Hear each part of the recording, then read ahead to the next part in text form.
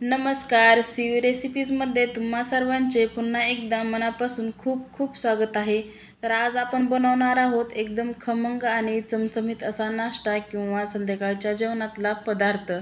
तर बऱ्याच जणांना भोपळा खायला आवडत नाही, तर भोपळा आपल्या शरीरासाठी एकदम पौष्टिक असा असतो.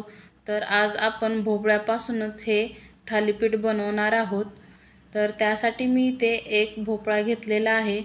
तो कट करून आपल्याला खिसणीने खिसून घ्यायचा आहे. तुम्ही जर सीवी रेसिपीज या चॅनलला अजून सबस्क्राईब केलं नसेल तर नक्की सबस्क्राईब करा.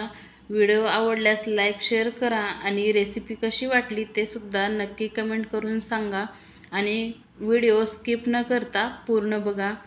तर बघा, याप्रमाणे मी इथे हा भोपळा खिसणीने खिसून घेतलेला आहे.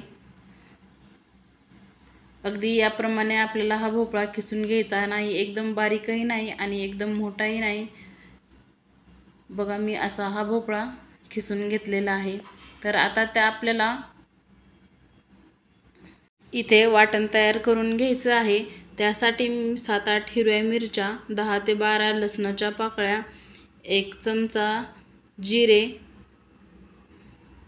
आणि थोडीशी कोथिंबीर घेतली आहे. हे वाटण तुम्ही मिक्सरमध्ये सुद्धा बारीक करून घेऊ शकता. मी ते उकळीमध्येच हे बारीक करून घेतलेलं आहे. तर आपण आता इथे थालीपीठासाठी पीठ घेणार आहोत. तर 1 वाटी मी इथे गव्हाचं पीठ घेतले, त्याच वाटीने 1 वाटी बेसन पीठ घेतले आणि 2 वाटी ज्वारीचं पीठ घेतलेलं आहे. तुम्ही पिठाचं प्रमाण कमी जास्त सुद्धा करू शकतात. तर आता याच्यामध्ये आपण खिसून घेतलेला भोपळा टाकणार आहोत.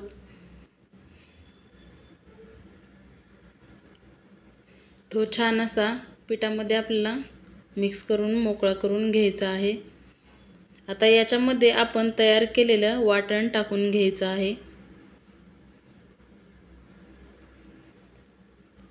आणि चवीनुसार मीठ टाकायचं. इथे मी अर्धा चमचा मीठ, अर्धा चमचा हळद टाकली आणि 1 चमचा ओवा मी इथे हातावर थोडासा बारीक करून टाकलेला आहे.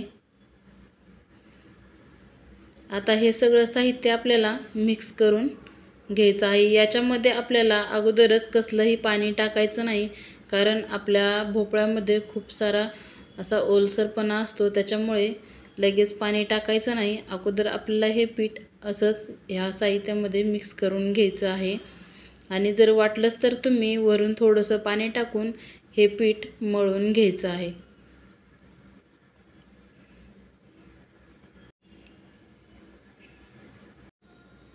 तुम्ही या पद्धतीने एकदा असे भोपळ्याचे थालीपीठ नक्की करून बघा. ज्यांना भोपळा आवडत नाही ते सुद्धा एकदम असे आवडीने खातील. तर बघा, याचप्रमाणे आता मी इथे हे पीठ मळून घेतलेलं आहे. याचा पूर्ण एक जीव करून आपल्याला हे पीठ असं मळून घ्यायचं आहे. आता इथे आपलं पीठ मळून झालेलं आहे. तर आता इथे आपण थालीपीठ बनवण्यासाठी इथे थोडासा हा पिठाचा गोळा घेणार आहोत. तुम्हाला लहान मोठे ज्या साईजचे थालीपीठ बनवायचं आहे त्याप्रमाणे तुम्ही हा पिठाचं पीठ घ्यायचं आहे. तर एका सुती कापडावर मी हे थालीपीठ थापून घेतलेलं आहे. तर जर आपल्या हाताला जर हे थालीपीठ चिकटत असेल तर थोडंसं पाण्याचा हात लावून आपल्याला हे थालीपीठ असंच थापून घ्यायचं आहे आणि याच्यामध्ये आपल्याला एक होल करून घ्यायचा आहे. तुम्ही 3-4 जरी केले तरी चालतील, परंतु एक तरी नक्की करून घ्या, कारण आपल्या हे होल केल्यामुळे थालीपीठ चांगलं असं भाजलं जातं. तर इथे मी तव्यावर थोडंसं 1 चमचा तेल टाकलं आहे आणि त्याच्यावर थोडासा पाण्याचा शिडका मारलेला आहे आणि आपल्याला याच्यावर आता हे थालीपीठ टाकून घ्यायचं आहे.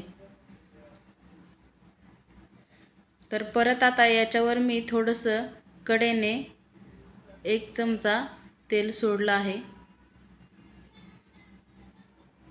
आणि अर्धा मिनिट असंच आपल्याला हे थालीपीठ एका साईडने भाजून घेतल्यानंतर पलटून घ्यायचे।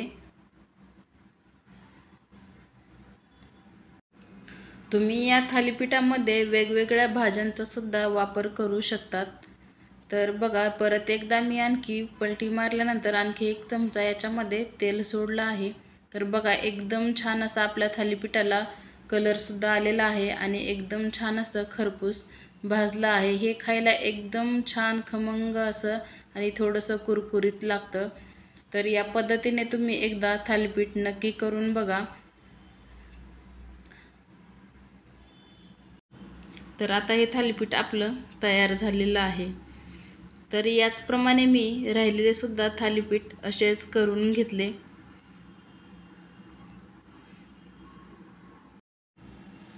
तुम्ही हे थालीपीठ नाश्त्यासाठी किंवा रात्रीच्या जेवणासाठी सुद्धा बनवू शकतात आणि मुलांना सुद्धा टिफिनमध्ये देऊ शकतात किंवा घरीसुद्धा मुलं खूप आवडीने खातात।